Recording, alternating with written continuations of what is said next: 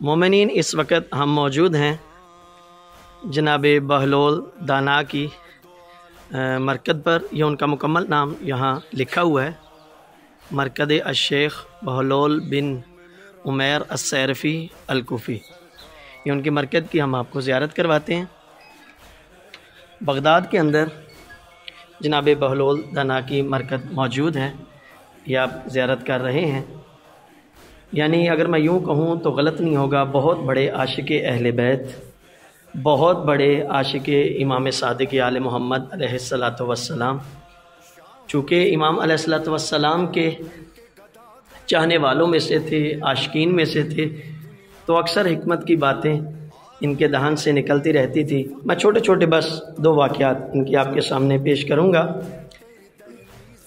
ایک دفعہ یوں ہوا کہ حضرت بہلول ہارون الرشید کی جو بادشاہوں والی کرسی تھی اس پر بیٹھ گئے، تو دربانوں نے بہت مارا، اتنا مارا کہ قریب تھا کہ وہ انہیں زخمی کر دیتے۔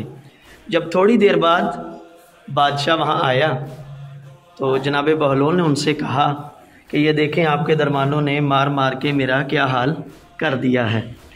تو اس نے ڈانٹا، کہا تم نے کیوں مارا بہلول کو؟ تمہیں پتہ نہیں ہے بہلول ہمارا رشتہ دار ہے، تو ہمارا قریبی رشتہ دار ہے، آپ کو نہیں مارنا چاہیے تھا۔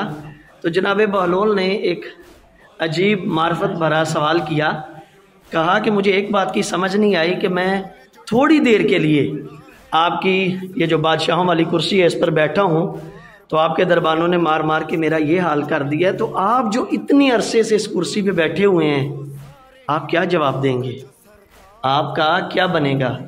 یعنی کہنے کا مقصد یہ تھا کہ اگر آپ بادشاہوں کی سیٹ پر براجمان ہیں، بیٹھے ہوئے ہیں، تو آپ کی کچھ ذمہ داریاں بنتی ہیں، تو جب آپ وہ ذمہ داریاں ادا نہیں کریں گے تو آپ کا کیا بنے گا؟ ایک اور چھوٹا سا مختصر سا واقعہ، یہ جناب بہلول کی مرکز کا بیرون ایریا جو ہم آپ کو دکھا رہے ہیں۔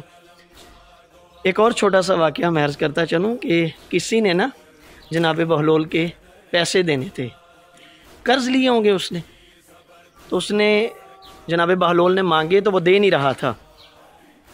القصہ جناب بہلول قبرستان میں جا کے بیٹھ گئے، قبرستان میں بیٹھ گئے۔ کسی نے پوچھا بہلول آپ قبرستان میں بیٹھے ہیں؟ کہا فلاں بندے نے میرے پیسے دینے تھے، میں نے مانگے ہیں تو وہ مجھے واپس نہیں کر رہا۔ تو کہا جاؤ اس کے گھر جاؤ، اس کے گھر جا کے مانگو، وہاں اس سے وصول کرو۔